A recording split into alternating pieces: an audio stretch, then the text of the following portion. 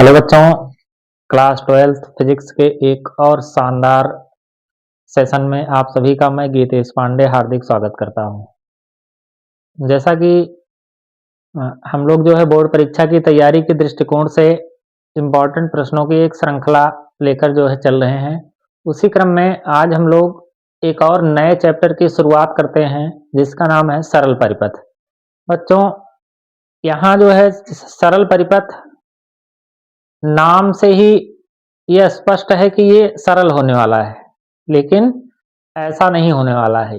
ये बहुत ही कॉन्सेप्ट वाले जो है इसमें प्रश्न मिलेंगे और बहुत ही कॉन्सेप्ट वाला ये चैप्टर भी है। तो बच्चों, अगर आप लोग कॉन्सेप्ट को अच्छे से पकड़ेंगे तो इस चैप्टर से जो है निश्चित तौर पर काफी प्रश्न जो है वो पूछे जा सकते हैं, जिसमें सवाल काफी अच्छे-अच्छे मिलेंगे और वो सवाल आप तभी कर पाएंगे जब आपको कॉन्सेप्ट बहुत अच्छे से क्लियर होगा।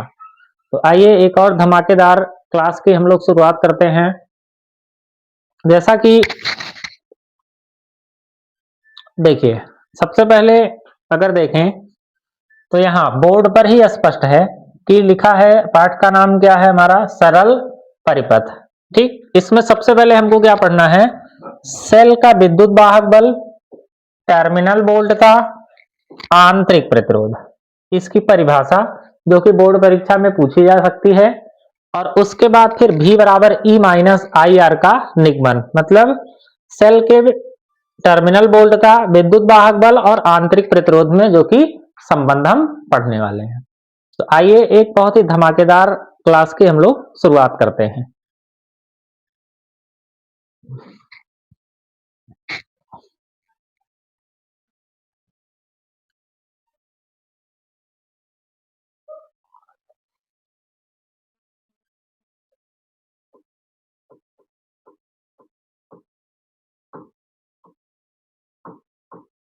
सेल का विद्युत वाहक बल कि किसी भी सेल का जो विद्युत वाहक बल होता है वो क्या होगा। ठीक, बहुत ही इंपॉर्टेंट है, परिभाषा भी इसकी पूछी जा सकती है। ठीक, देखिए सबसे पहले थोड़ा सेल के बारे में हम लोग जानते हैं कि सेल क्या होता है। देखिए, जैसे अगर हम देखें तो ये मान लीजिए हमारा एक सेल है जिसमें जो है क्या भरा हुआ है,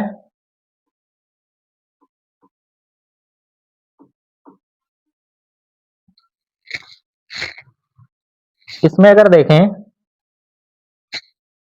तो इस सेल में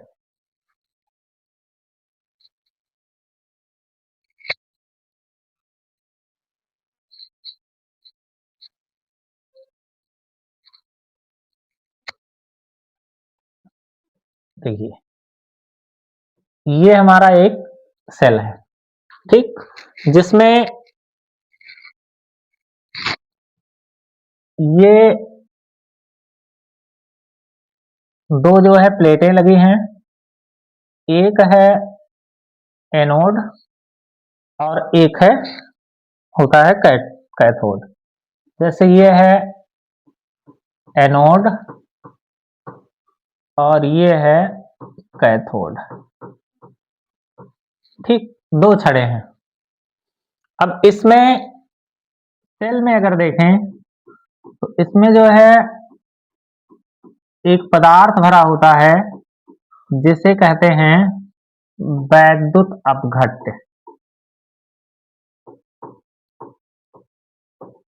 जिसे हम क्या कहते हैं, वैद्युत अपघट्य। अब जैसे वैद्युत अपघट्य क्या होता है, ठीक, तो वैद्युत अपघट्य क्या होगा, वैद्युत अपघट्य को अगर हम परिभाषित करें तो इसकी परिभाषा क्या निकल कर आएगी, ऐसा पदार्थ, ऐसा पदार्थ जो अपने आयनों में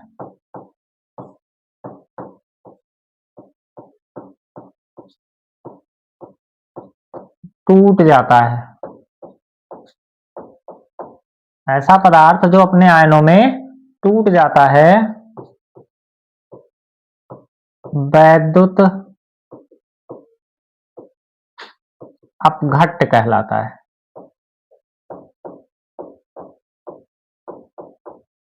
ठीक, वैद्युत अपघट्ट में क्या होता है कि ऐसा पदार्थ जो अपने आयनों में क्या होता है, टूट जाता है, उसे हम क्या कहते हैं, वैद्युत अपघट्ट कहते हैं। ठीक, जैसे मान लीजिए इसमें अगर पदार्थ भरा है H2SO4,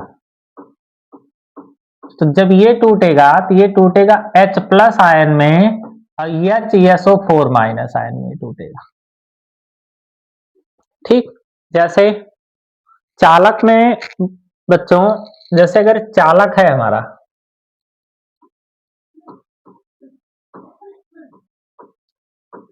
चालक में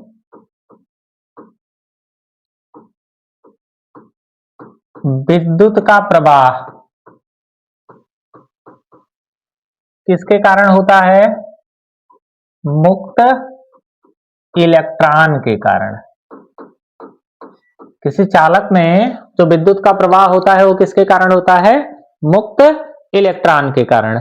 और यहां पर जो विद्युत का प्रवाह होगा वो किसके कारण होगा, वो होगा मुक्त आयन के कारण। वो किसके कारण होगा, मुक्त आयन के कारण। जैसे अभी हम मान लेते हैं NaCl का क्रिस्टल ले लें, NaCl का अगर हम क्रिस्टल मतलब ठोस पदार्थ अगर ले लें, तब इसमें अगर हम धारा प्रवाहित कराएं तो धारा ये इसमें प्रवाहित नहीं होगी। लेकिन अगर जैसे ही हम इसको घोल दें, तो पानी में अगर हम घोलेंगे तो अब ये क्या होगा, Na प्लस हो जाएगा और Cl माइनस। और जैसे ही ये पानी में घुला तो इसके आयन क्या होंगे, वो मुक्त हो जाएंगे और उसमें फिर धारा को हम प्रवाहित करवा सकते हैं। ठीक, तो जो जलीय पदार्थ हैं, जो जल वाले पदार्थ हैं, उसमें जो धारा प्रवाहित होती है वो किसके कारण होती है, वो होती है मुक्त आयन के कारण। और जैसे चालक में जो धारा प्रवाहित होती है वो किसके कारण होती है, वो होती है मुक्त इलेक्ट्रॉन के कारण। ठीक, टॉपिक क्लियर हो गया होगा आपका। चलिए चलते हैं।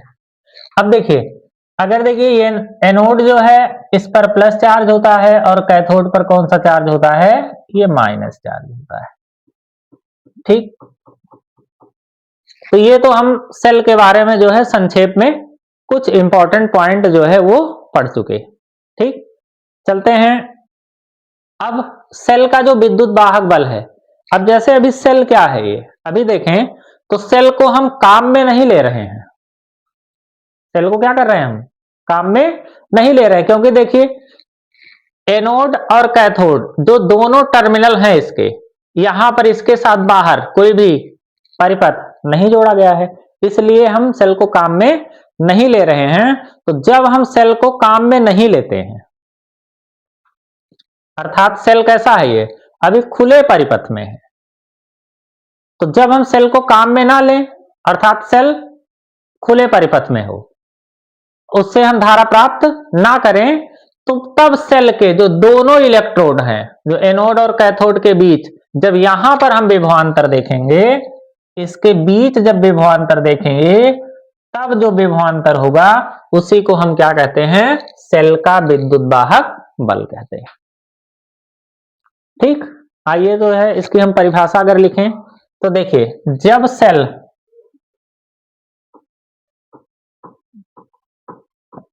सेल खुले परिपथ में होता है,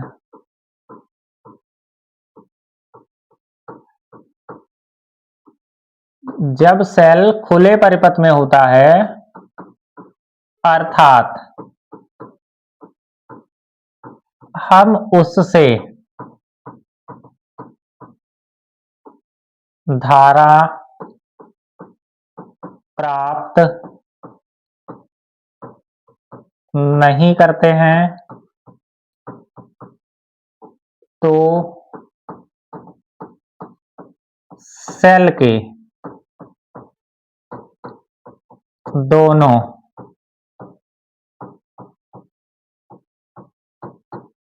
इलेक्ट्रोडों के मध्य विभवांतर को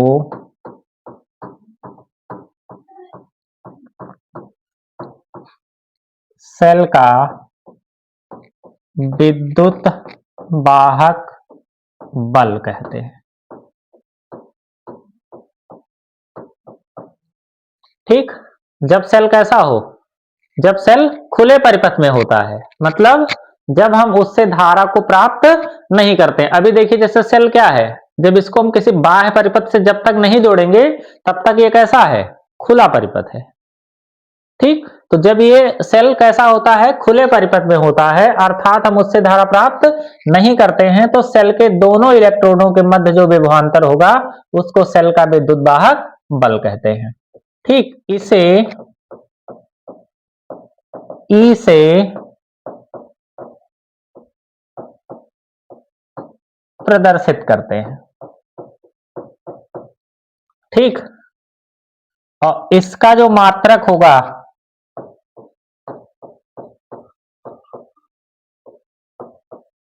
वो क्या होता है, वोल्ट होता है। मतलब जो विभव और विभवांतर का मात्रक है वही इसका भी मात्रक है। ठीक, तो ये हो गई किसकी परिभाषा, ये हो गई सेल के विद्युत वाहक बल की परिभाषा कि सेल का विद्युत वाहक बल क्या होता है। ठीक, चलिए आगे चलते हैं। आशा करते हैं कि ये आपको बहुत अच्छे से समझ में आ गया होगा। एक बार अगर हम इसको रिवाइज करें तो क्या होगा, जैसे सेल जो है वो क्या होता है कि सेल जो है जो बना होता है वो किससे है, एनोड और कैथोड की दो छड़ें होती हैं जो कि कहां पर डुबोई गई होती हैं, वैद्युत अपघट्ट में वो डुबाई हुई रहती हैं। तो जैसे वैद्युत अपघट्ट क्या होता है, ऐसा पदार्थ होता है जो अपने आयनों में टूट जाता है, क्या कहलाता है, वैद्युत अपघट्ट कहलाता है। ठीक, जैसे अगर हम ध्यान से सोचें, जैसे चालक में जो धारा प्रवाहित होती है वो किसके कारण होती है, वो मुक्त इलेक्ट्रॉनों के कारण होती है। लेकिन जो जलीय विलयन है, जलीय घोल है, उसमें जो धारा प्रवाहित होती है वो किसके कारण होती है, वो मुक्त आयन के कारण। ठीक, जैसे अगर इसमें H2SO4 भरा हो तो ये टूट जाएगा H प्लस और HSO4 माइनस आयन में। ठीक, अगर जैसे देखिए हम NaCl का अगर क्रिस्टल ले लें तो NaCl का अगर क्रिस्टल देखें तो ठोस पदार्थ में अगर हम धारा को प्रवाहित कराएंगे तो धारा प्रवाहित नहीं होगी। लेकिन जैसे ही हम क्या करें, इसको घोल दें, इसका जलीय घोल बनाएं, तो जलीय घोल बनाएंगे तो ये तुरंत अपने आयनों में क्या होगा, टूट जाएगा। Na प्लस और Cl माइनस आयन में ये क्या होगा, टूट जाएगा। और जैसे ही ये आयन में टूटा तुरंत उसमें क्या होगी, धारा प्रवाहित होना शुरू हो जाएगी। ठीक, तो इस प्रकार से अगर हम सेल का विद्युत वाहक बल देखें तो सेल का विद्युत वाहक बल क्या होता है, जब सेल कैसा हो, खुले परिपथ में हो। देखिए अभी इसमें कोई कुछ भी जुड़ा नहीं है, तो ये अभी सेल कैसा है, खुले परिपथ में है, अर्थात हम उससे धारा प्राप्त नहीं करते हैं। तो सेल के दोनों इलेक्ट्रोडों के मध्य, ये जो एनोड और कैथोड है, दोनों के मध्य जो विभवांतर होगा उसी को हम क्या कहते हैं, सेल का विद्युत वाहक बल कहते हैं। इसे किससे प्रदर्शित करते हैं, इसे ई से प्रदर्शित करते हैं और इसका मात्रक भी क्या होगा, वो वोल्ट होता है। ठीक, तो विद्युत वाहक बल भी एक प्रकार का विभवांतर ही है, लेकिन ये विभवांतर कब कब हम विद्युत वाहक बल लिखते हैं, जब हम सेल से कोई धारा प्राप्त ना करते हो। ये बात ध्यान रखना है, सवाल इस पर बहुत ज्यादा बनते हैं। ठीक, क्योंकि दो विभवांतर आपको देगा, तो जब दो विभवांतर देगा तो उसमें आपको यह देखना होगा कि कौन सा विद्युत बल है और कौन सा टर्मिनल वोल्ट का है। ठीक, तो जैसे ही कहेगा कि सेल खुले परिपथ में है तुरंत हम समझ जाएंगे ये क्या है, ये है विद्युत वाहक बल। आशा करते हैं कॉन्सेप्ट ये आपको बहुत अच्छे से समझ में आ गया होगा। चलते हैं नेक्स्ट टॉपिक की ओर। अब देखें तो दूसरा टॉपिक है हमारा टर्मिनल वोल्ट का।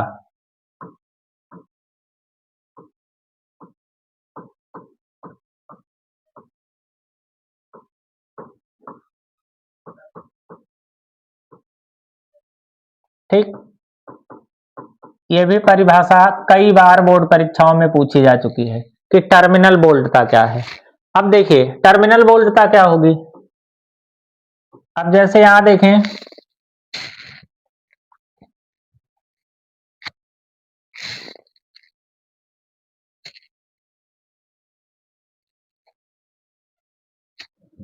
देखिए इसमें फिर से अगर हम सेल को देखें,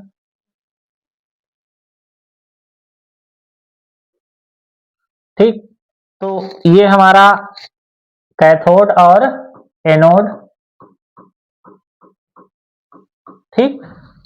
अब यहां पर क्या करें कि एनोड से एक तार को इस प्रकार से हम जोड़ देते हैं और यहां पर एक प्रतिरोध लगा देते हैं, ठीक, ये प्रतिरोध। अब जब इस प्रतिरोध पर हम वोल्टता देखेंगे, यहां अगर वोल्ट मीटर से यहां पर हम वोल्टता देखें, तब उसी को हम क्या कहते हैं, टर्मिनल वोल्टता कहते हैं।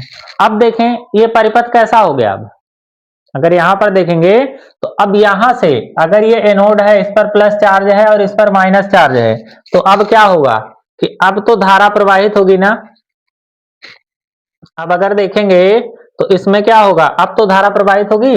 अब धारा अगर इधर प्रवाहित हो रही है इस प्रकार से, यहां से एनोड से कैथोड की ओर जब धारा प्रवाहित होगी, तो अब क्या होगा, मतलब हम पाइपथ को काम में ले रहे हैं। अब हम क्या कर रहे हैं, सेल को काम में ले रहे हैं, क्योंकि सेल से हम धारा को प्राप्त कर रहे हैं। तब इसके जो टर्मिनल हैं, तब इसके बीच जो विभवांतर होगा उसको हम क्या कहते हैं, टर्मिनल वोल्टता कहते हैं, ठीक। तो अगर हम इसकी परिभाषा को लिखें तो परिभाषा क्या होगी, जब सेल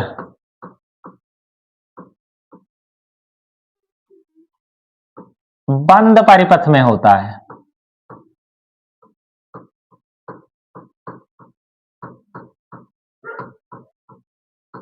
जब सेल बंद परिपथ में होता है, अर्थात उससे हम धारा को प्राप्त करते हैं,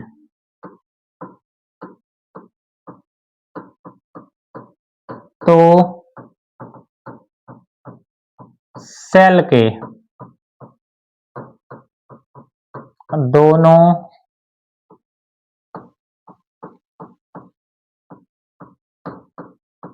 इलेक्ट्रोडों के मध्य विभवांतर को सेल का विद्युत वाहक बल कहते हैं, ठीक। तब इसके जो दोनों इलेक्ट्रोडों के मध्य विभवांतर है, ओ सॉरी, तब इसको हम क्या कहेंगे,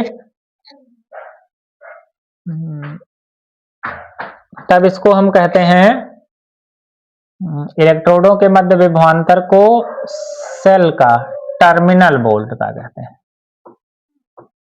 टर्मिनल वोल्टता कहते हैं, ठीक। तो जब सेल कैसा हो, बंद परिपथ में होता है, अर्थात उससे हम धारा को क्या करते हैं, प्राप्त करते हैं, तब सेल के दोनों इलेक्ट्रोडों के मध्य विभवांतर को क्या कहते हैं, सेल का टर्मिनल वोल्टता कहते हैं, ठीक। इसे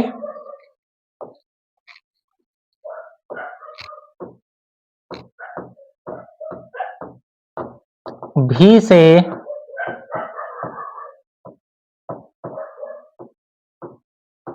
प्रदर्शित करते हैं। इस टर्मिनल वोल्टता को किससे प्रदर्शित करते हैं, भी से। और ये एक प्रकार का क्या है, ये भी विद्युत वाहक बल ही है, ठीक। लेकिन विद्युत वाहक बल में क्या होता है कि उसमें सेल कैसा होता है, खुले परिपथ में होता है, जबकि इसमें क्या है, सेल जो है वो बंद परिपथ में होता है, ठीक। तो आशा करते हैं आपको जो है टर्मिनल वोल्टता भी अच्छे से समझ में आ गया होगा। चलिए चलते हैं नेक्स्ट टॉपिक की ओर। अब है सेल का आंतरिक प्रतिरोध।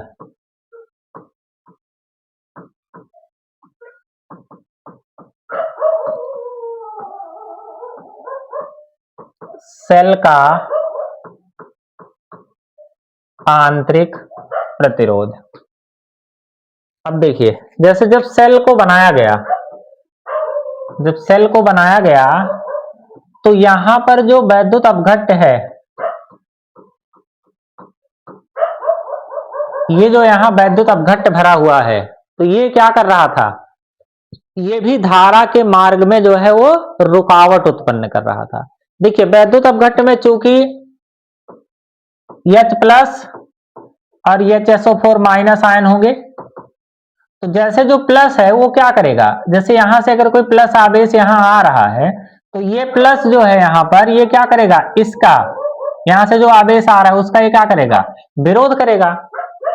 ठीक, तो अब जो विरोध कर रहा है वो कौन कर रहा है, क्योंकि ये सेल के अंदर में विरोध हो रहा है, इसीलिए इसको क्या कहते हैं, सेल का आंतरिक प्रतिरोध कहते हैं। ठीक, तो अब अगर इसको हम परिभाषित करें तो इसकी परिभाषा क्या होगी,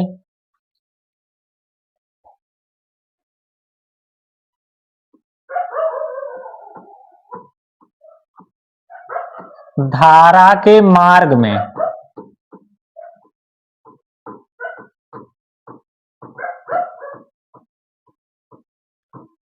सेल के भीतर, धारा के मार्ग में सेल के भीतर वैद्युत अपघट्ट द्वारा उत्पन्न रुकावट को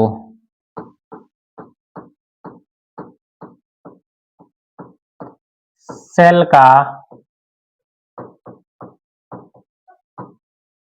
आंतरिक प्रतिरोध कहते हैं।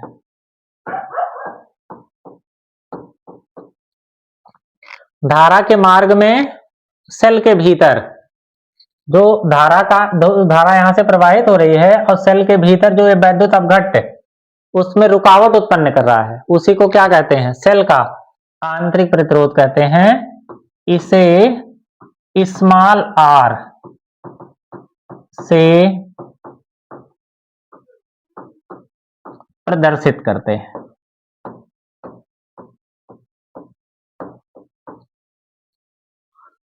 ठीक, तो बच्चों ये तीनों जो है परिभाषा बहुत ही इंपॉर्टेंट है, बोर्ड परीक्षा के दृष्टिकोण से बहुत ही इंपॉर्टेंट है, और ये जो है आपने कॉन्सेप्ट के साथ जो है इसको सीख लिया है। आमतौर पर क्या होता है कि बच्चे जो है परिभाषा को उल्टे सीधे तरीके से लिख लेते हैं, और वो फिर सवालों में ये स्पष्ट ही नहीं कर पाते हैं कि कौन सा विद्युत वाहक बल है, कौन सा टर्मिनल वोल्टता है, और आंतरिक प्रतिरोध कहां से आया।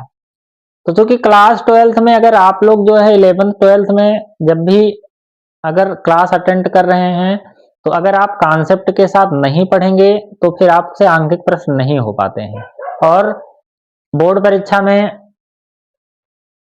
ज्यादातर बच्चों का क्या होता है कि फिजिक्स में जो है वो आंकिक प्रश्न से बहुत डरते हैं। उसका कारण क्या है, आपके कॉन्सेप्ट जो है वो आपके जो गुरुजी हैं वो क्लियर नहीं करवा पाते, इसीलिए जो है हमेशा आंकिक प्रश्नों में आपको जो है वो समस्या होती रहती है।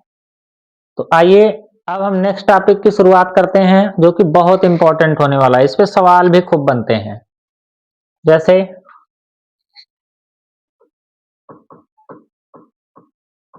सेल के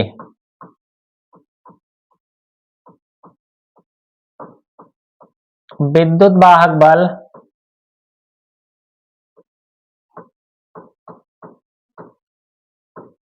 आंतरिक प्रतिरोध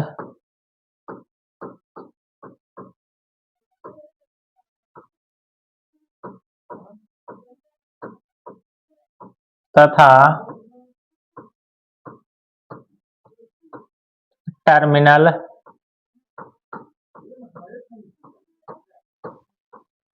वोल्टता में संबंध। ठीक, सेल के विद्युत वाहक बल, आंतरिक प्रतिरोध तथा टर्मिनल वोल्टता में संबंध। ठीक, चलिए बहुत महत्वपूर्ण टॉपिक है ये हमारा सेल है।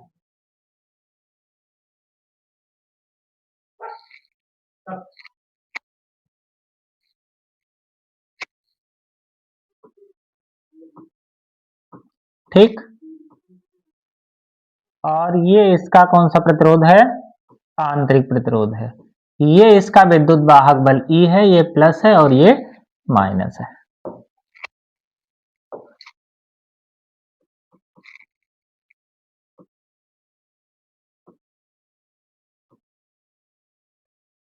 ठीक, ये हो गया सेल। अब देखें तो यहां पर हमने क्या किया कि इस सेल के साथ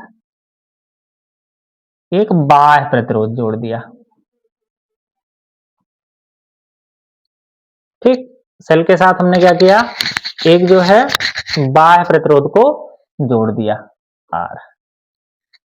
अब देखिए इस सेल में इस प्लस से हम धारा को प्राप्त कर रहे हैं, तो ये धारा जा रही है कितनी, I धारा जो है वो जा रही है इस प्रकार से।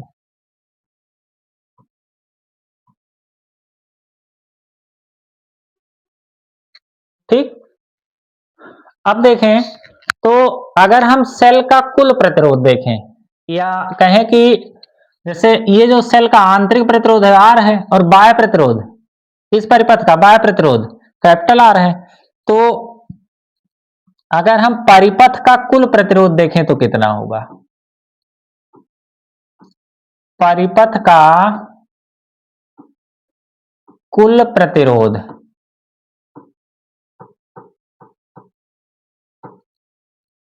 तो ये परिपथ का कुल प्रतिरोध कितना होगा? देखिए जैसे ये R और ये R, अगर यहां से जो भी धारा प्राप्त हो रही है, देखिए I धारा इसमें से भी जा रही है, फिर वही धारा इसमें से भी जा रही है, और अगर धारा का मान समान तो इसका मतलब कौन सा क्रम? श्रेणी क्रम। श्रेणी क्रम में ही क्या होता है, धारा का मान समान होता है। तो इस प्रकार से अगर हम देखें तो जब ये दोनों कौन से क्रम में है? श्रेणी क्रम में है, तो श्रेणी क्रम में जो तुल्य प्रतिरोध होता है वो कितना होता है? वो दोनों का क्या हो जाता है? योग हो जाता है। श्रेणी क्रम में अगर देखें तुल्य प्रतिरोध कैसे निकालते हैं? R बराबर R1 प्लस R2, जो दोनों प्रतिरोध या जितने भी प्रतिरोध रहते हैं उन सबका क्या कर लेते हैं? हम योग कर लेते हैं, ये तो श्रेणी क्रम कहलाता है। तो अब यहां देखें तो अब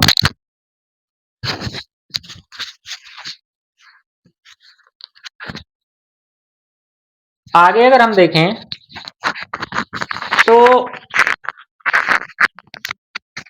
इसमें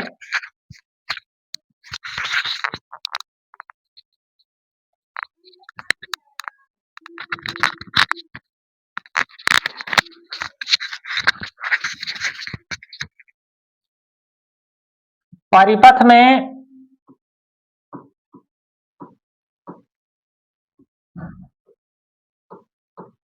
प्रवाहित धारा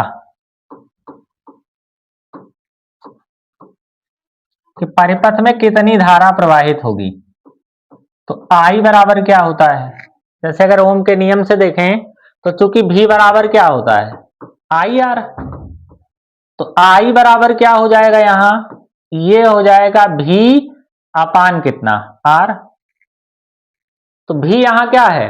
V है विभवांतर, मतलब सेल की वोल्टता। तो यहां सेल की वोल्टता कितनी है? E है। तो I बराबर हम क्या लिख सकते हैं?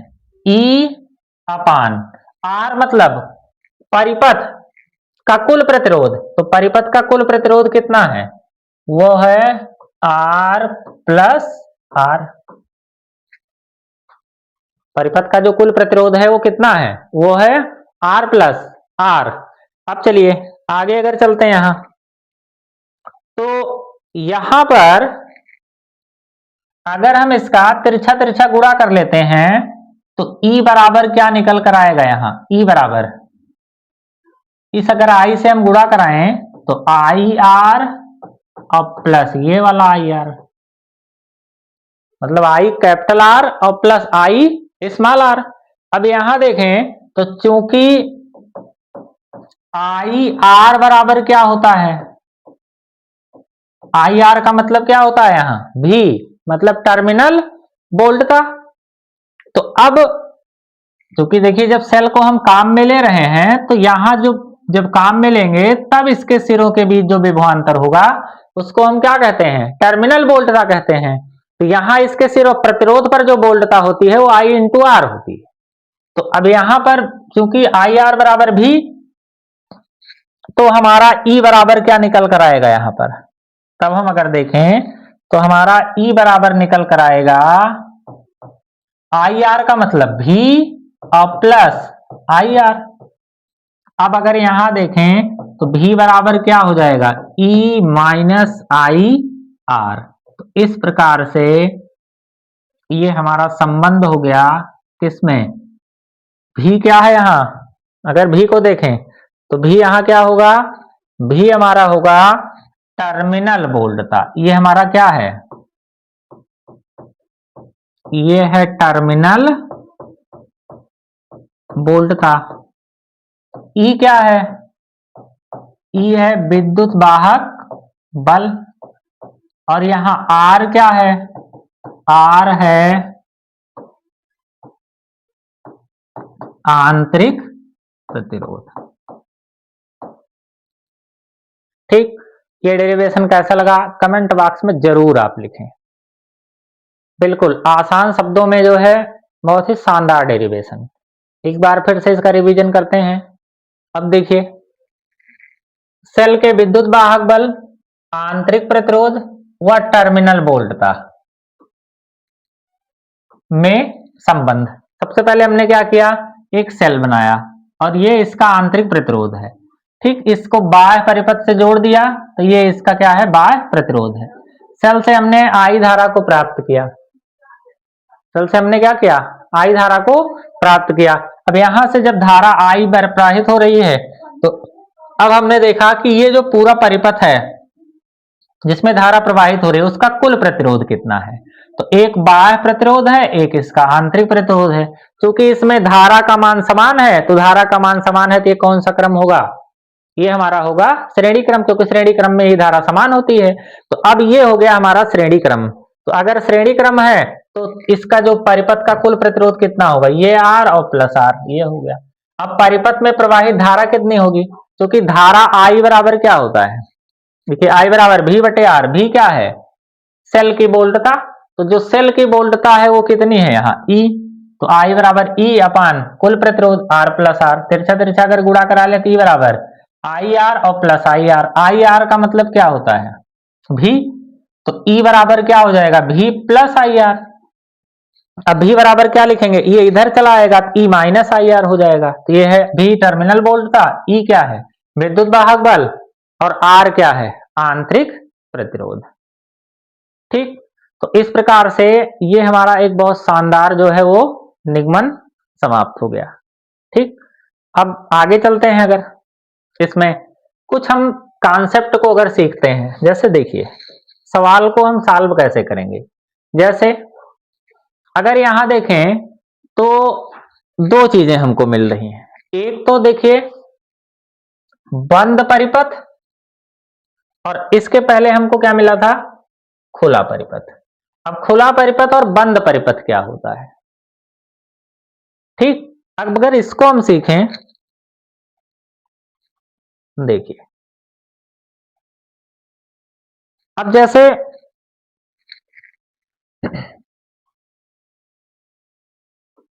कुछ इंपॉर्टेंट पॉइंट जिससे हम सवालों को आसानी के साथ कर पाएंगे। देखिए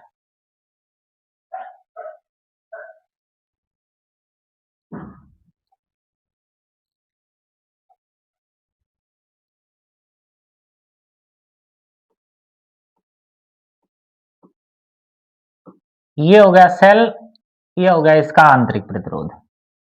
ठीक, एक ये हो गया। दूसरा, अगर देखें यहां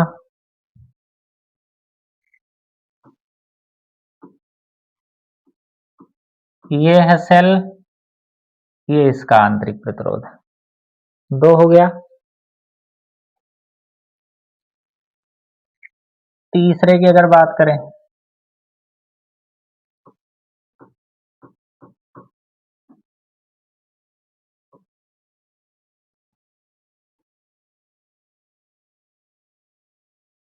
आर हो गया, कैपिटल आर हो गया, ये ई हो गया, ये प्लस है, ये माइनस है, ठीक।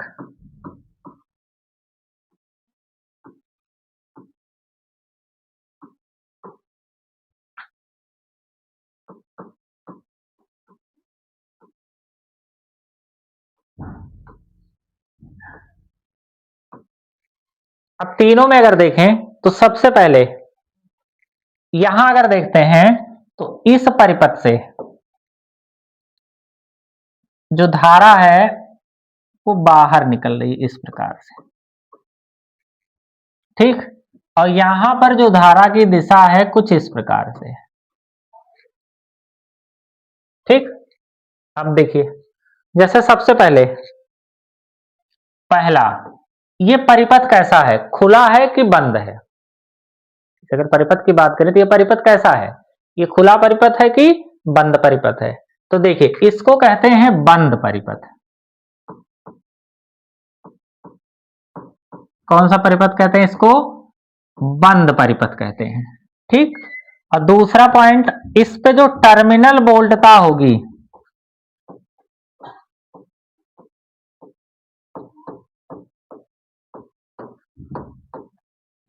तो इसकी जो टर्मिनल वोल्टता निकल कर आएगी वो निकल कर आएगी V बराबर E माइनस आई आर। इसकी जो टर्मिनल वोल्टता होगी वो कितनी होगी, V बराबर E माइनस आई आर।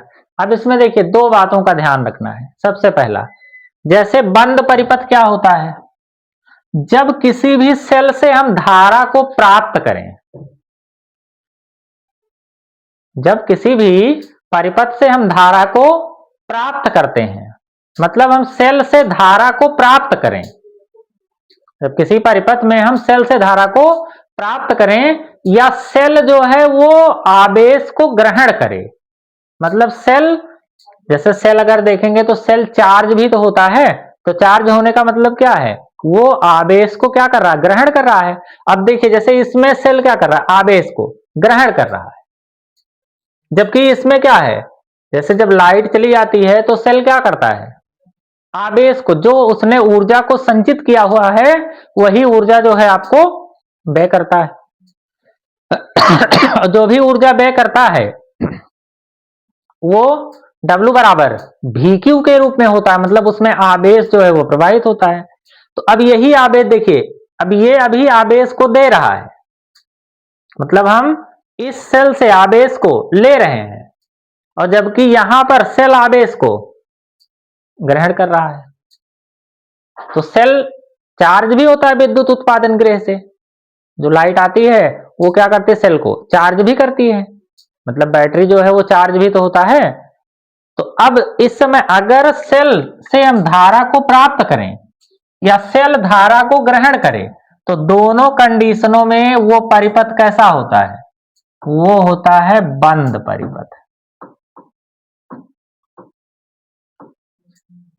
तो बंद परिपथ का ये मतलब बिल्कुल नहीं है कि पूरा ये बंद हो तभी बंद परिपथ, नहीं। अगर सेल से हम धारा को प्राप्त करें या सेल जो है धारा को ग्रहण करे, तो दोनों कंडीशनों में क्या होता है, वो बंद परिपथ होता है। अब जब इसके बीच हम टर्मिनल वोल्टता देखेंगे, बहुत इंपॉर्टेंट है, तभी सवाल आप कर पाएंगे। अगर इसके बीच हम टर्मिनल वोल्टता देखें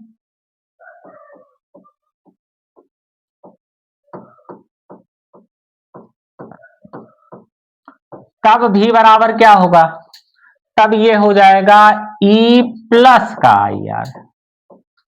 ऐसी स्थिति में जो हमारी टर्मिनल वोल्टता निकल कर आएगी वो कैसी होगी, वो होगी V बराबर ई प्लस आई आर। इसका मतलब अगर देखेंगे हम कि जो सेल है, सेल के अगर प्लस सिरे से धारा जा रही है, मतलब धारा की जो दिशा है वो सेल के प्लस सिरे से अंदर की ओर है, तो इसका मतलब हम समझ जाएंगे तुरंत टर्मिनल वोल्टता कितनी होगी, V बराबर E प्लस का आई आर। अब जैसे ये कैसा परिपथ है, देखिए न सेल से धारा को हम प्राप्त नहीं कर रहे हैं, न सेल को धारा दे रहे हैं, तो इसका मतलब ये क्या है, तो इसका मतलब ये है कि ये कैसा परिपथ है, ये खुला परिपथ है।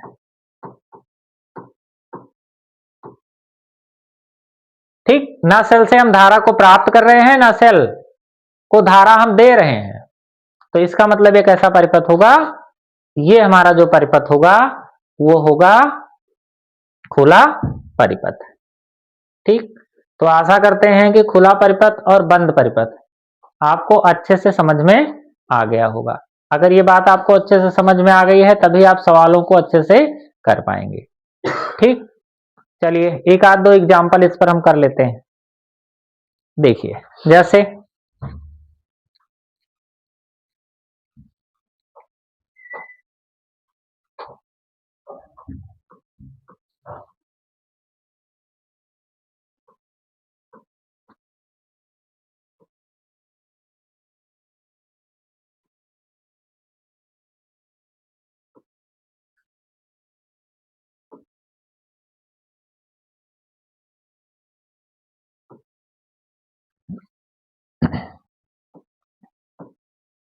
3 ओम,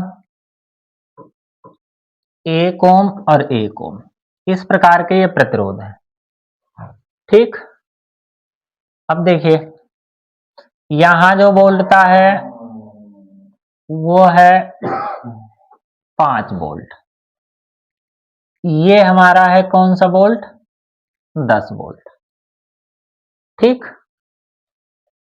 अब देखिए अगर यहां पर हमको पहला ज्ञात करना है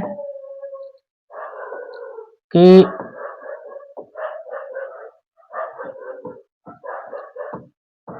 चित्र में ज्ञात कीजिए, चित्र में ज्ञात कीजिए नंबर 1,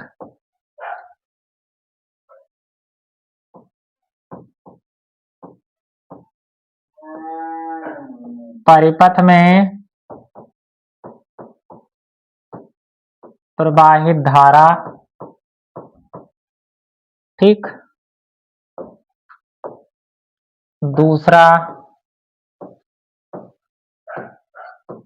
3 ओम के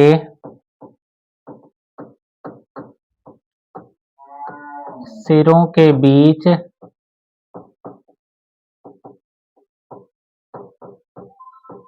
विभवांतर। ठीक, अब देखिए यहां अगर देखें कि परिपथ में प्रवाहित धारा, ऐसे सवाल आपको बोर्ड परीक्षा में अक्सर जो है मिल जाएंगे। ठीक, तो इंपॉर्टेंट है ये सवाल, ऐसे सवाल आपको अधिकतर बोर्ड परीक्षाओं में पूछे गए मिलेंगे। ठीक, तो अब यहां पर क्या होगा,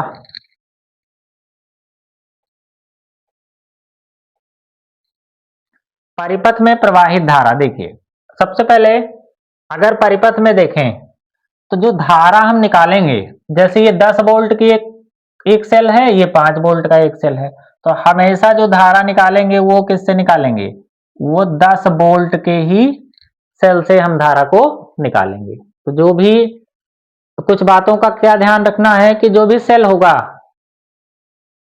ठीक, तो अगर परिपथ में कई सेल जुड़े हुए हैं तो जिसका मान ज्यादा होगा, मतलब जिसका जो वोल्टेज है वो ज्यादा होगा, हमेशा उसी से धारा को हमको निकालना है, ये ध्यान रखना है।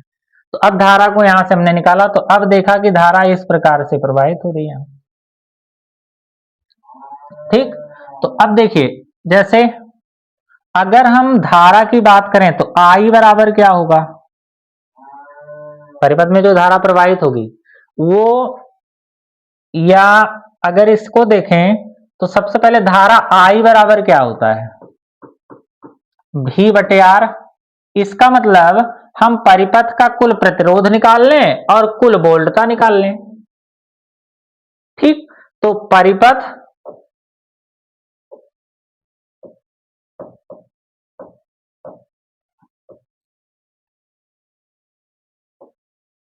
कुल प्रतिरोध कितना होगा,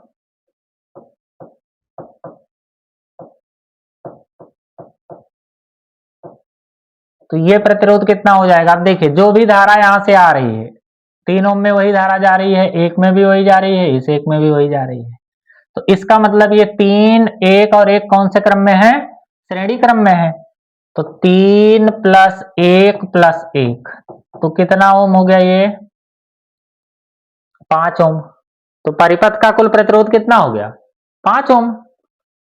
अब देखें तो परिपथ की कुल वोल्टता, परिपथ का कुल विद्युत वाहक बल ये कितना होगा, E बराबर।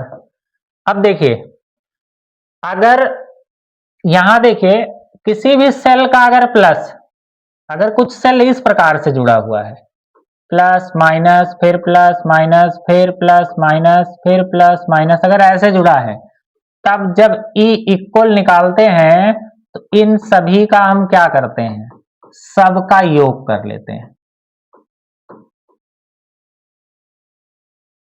ठीक, अगर मान लीजिए कभी सेल इस प्रकार से जुड़ा हुआ है, प्लस माइनस फिर माइनस प्लस, अगर इस प्रकार से जुड़ा हुआ है, तब अगर ये E1 है ये E2 है, तो अब एक को क्या करेंगे, जैसे जो बड़ा वाला होगा उसको हम प्लस ले लेंगे, क्योंकि इसका माइनस जुड़ा हुआ है ना, मतलब ये अब वोल्टता को क्या कर देंगे, इसके जो कुल तुल्य वोल्टता जो आएगी उसको ये कम कर देंगे। तो इसका मतलब अगर ये ज्यादा है तो इस ज्यादा में से हम इस कम वाले को क्या करेंगे, घटा लेंगे।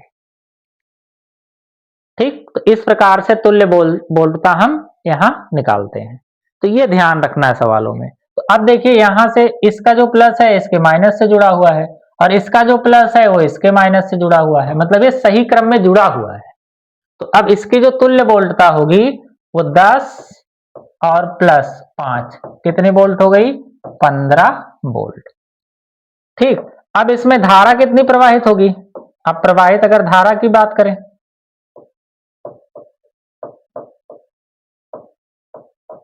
प्रवाहित धारा वो कितनी निकल कर आएगी, I बराबर E/R। तो E का मान कितना है 15 और R का मान कितना है 5, मतलब निकल कर आ जाएगा कितना एम्पियर, 3 एम्पियर। तो इस प्रकार से परिपथ में जो कुल प्रवाहित धारा होगी वो कितनी होगी, 3 एम्पियर होगी। ठीक, अब देखिए अगर 3 ओम के सिरों के बीच विभवांतर देखें तो तब कितना होगा, अगर हम 3 ओम के सिरों के बीच विभवांतर देखें तो 3 ओम के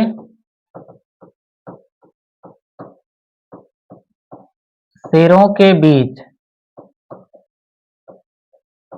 विभवांतर,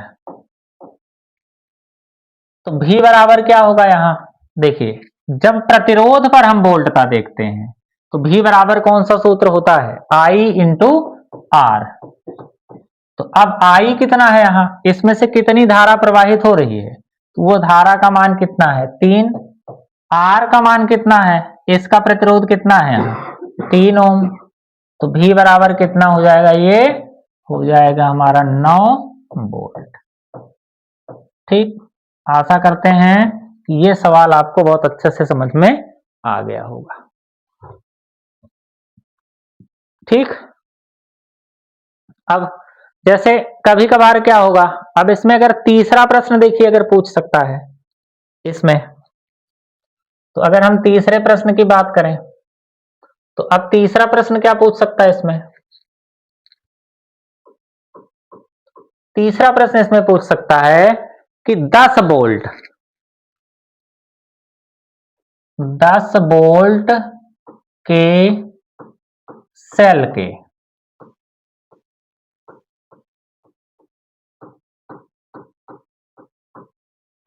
सिरों के बीच बोल्ट था।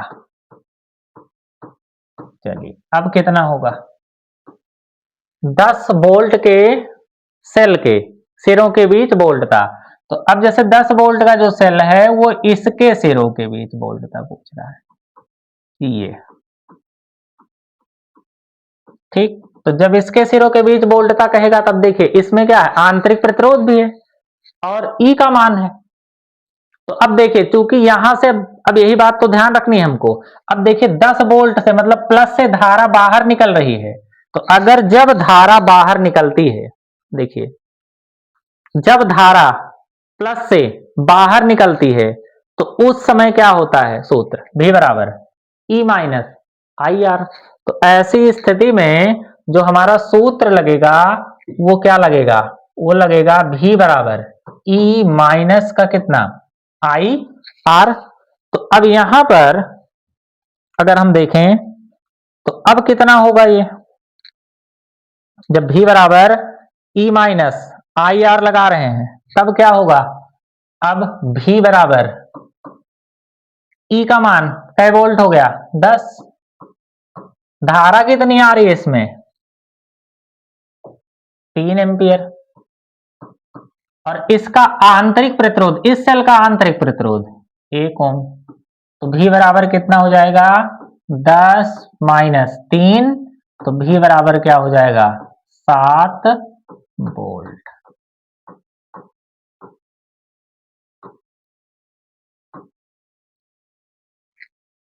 ठीक, आशा करते हैं सवाल आपको बहुत अच्छे से समझ में आ गया होगा। ठीक, तो आपको सेशन कैसा लगा कमेंट बॉक्स में जरूर लिखें। तो आज के लिए इतना ही, जय हिंद।